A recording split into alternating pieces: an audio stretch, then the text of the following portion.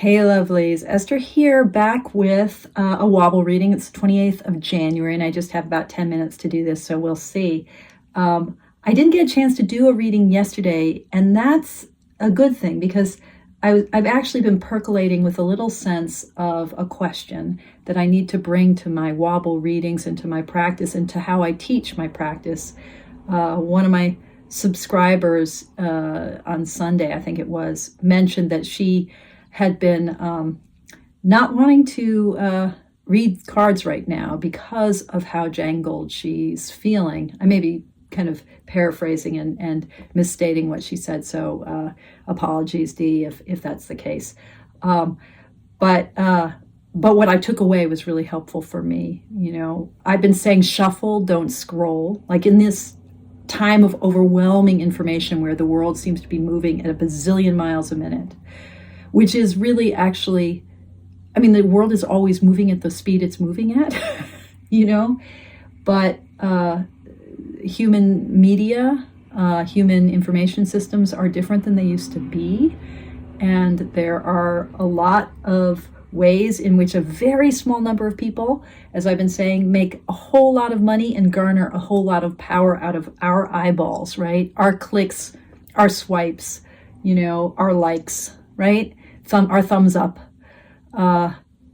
Very small number of people garner power and wealth from our eyeballs, from our attention. And so the more we're like, you know, agitated with these demon boxes, the more it benefits a very small number of people. And just as aside, I've said this before, but it bears worth saying again, particularly if this is your first time to my channel, I will never monetize my YouTube channel. I will never monetize my YouTube channel. I do not want to be incentivized in that completely transactional way to receive your likes, your eyes, right? Just saying. I mean, I don't need to for my financial well-being, and really no shade on those content creators who do make a living or supplement their earnings with their YouTube channel and other social media. But for me, I know what it does to me to start thinking transactionally about my relationship to these posts. So I don't want to do it. Just saying. Okay.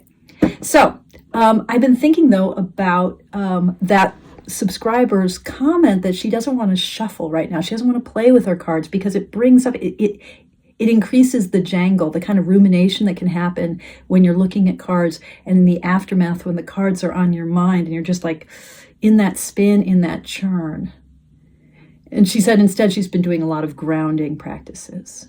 Now, I'm a meditator, I'm a Zen student, I'm a mindfulness instructor. So grounding, yes. I mean, Mindful Tarot started because I wanted to articulate how tarot could itself incorporate that sense of grounding. And that is the intention with the Wobble spread, that those first two cards are giving you a way, and the way we pull a third card to kind of bring forth a question, that they are giving us a way to hold the anxious energy, to hold the wobbly energy.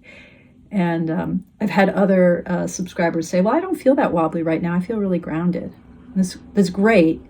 You may not feel any wobble consciously, but there is always wobble. And our continued transformation and growth does come, I believe, super strongly, and know from my own practice at least. At least this is true for me. And I share it with you accordingly. That growth, transformation, lasting liberation comes from our ability to be with whatever even subtle wobble there is in our hearts, in our world, because the world is always in dynamic movement, and that fundamentally is the wobble. But what about the jangle? You know, I was thinking, like, what about that feeling when, like, all of your nerve endings are firing at once, and there's not, the oscillation, if I want to say it like this, is just too speedy. There's just too much. You just feel jangled. What then? What then? So I don't know if the jangle is different from the wobble.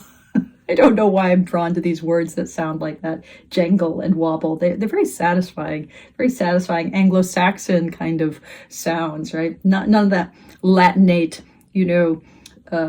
all of the like inspiration and illumination, all the kind of Latinate sounding words with their IONs, etc. Jingle, jangle, wobble, good Anglo-Saxon sounds. Anyway, I digress massively.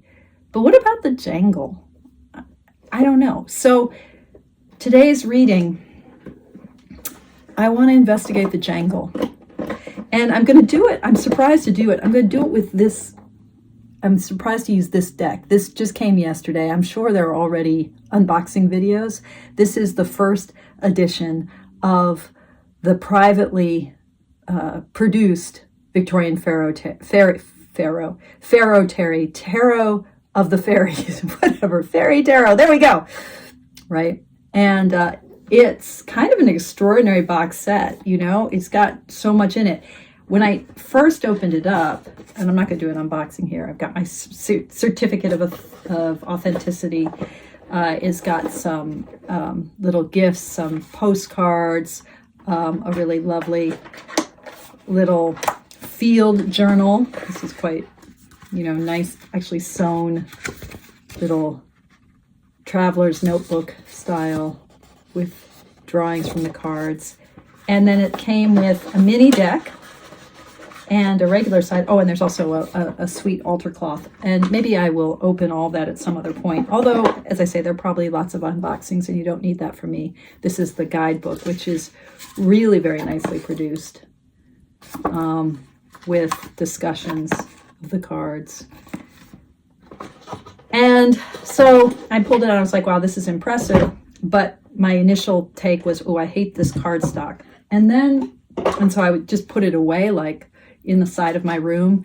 And then right before bed, I had this jangly feeling, really quite jangly. I'd had some just, a lot of different things that had gone kind of awry during the day, and some slightly difficult interactions with different people.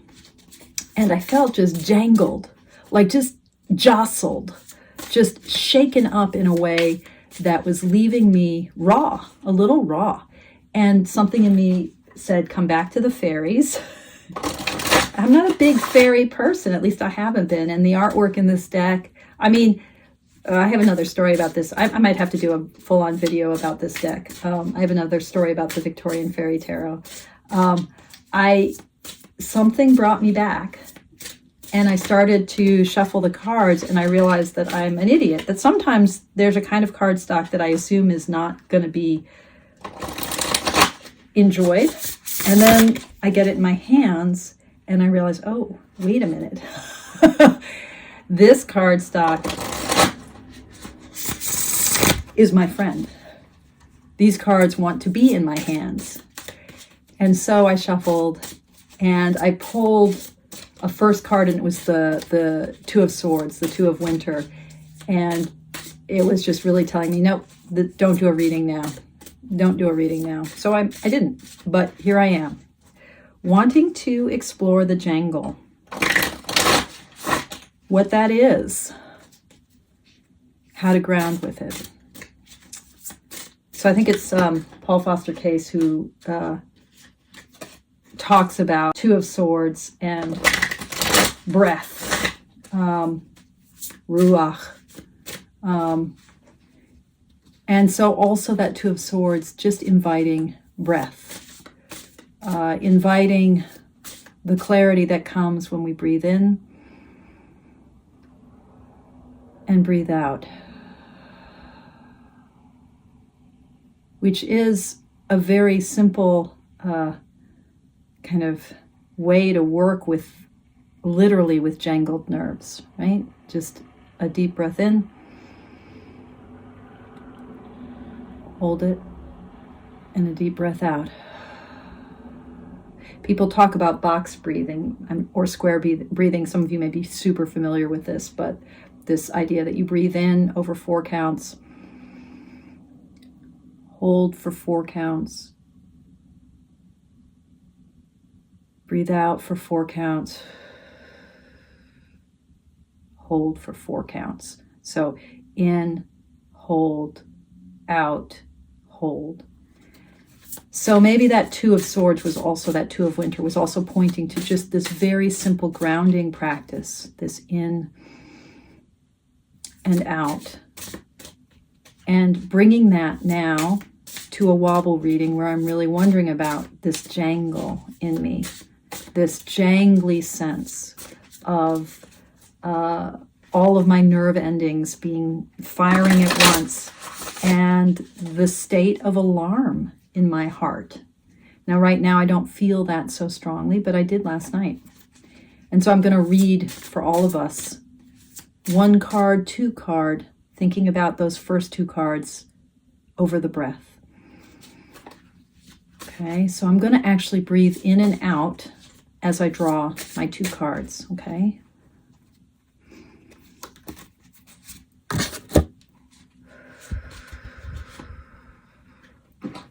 Okay, this was my in-breath, and it's the Ace of Winter. Interesting. This is my out-breath, and it's the Herald of Winter, so the Page of Swords and the Ace of Swords. Yeah, this is the Page of Swords is such a vigilant card. For me, the Page of Swords really is the card of like utter sense of responsibility, but no authority, like just looking everywhere, but you can't do anything. And then this brilliant crystalline sense of the mind's desire to understand, to grasp. So both of these, Winter, Swords, air, right? And that's this jangle, is like all of my mind's yearning to understand and to grasp, and my actual lack of power, authority to do much more than just be a herald. I'm just a page. I'm just feet on the ground here. Yeah. So what do I do with that? I'm going to pull my 3rd card. So in the Wobble reading, the 3rd card is the really good question. We've just characterized what's wobbly, the jangle itself. What do I... Help me hold... Victorian Fairy Tarot. Oh, you fairies. Help me hold this wintry energy. What's the question that I can use to align myself right now? And the card is the 9 of Summer. Oh, how... So this is... Summer is, I believe, is the Cups. Let me just double check. The 9 of Cups. I think that's what that is. Let me just double check. It's either the 9 of Cups or the 9 of Pentacles. Yes, the 9 of Cups. How can my heart, nonetheless, be filled with light? Look at her.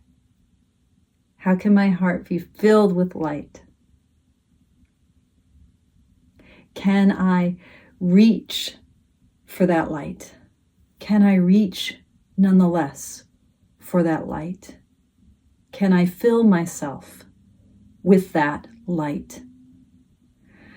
Can I fill myself with that light? Okay, there you go, guys. Have a wonderful day or night or whatever time it is for you. As always, thank you for your practice.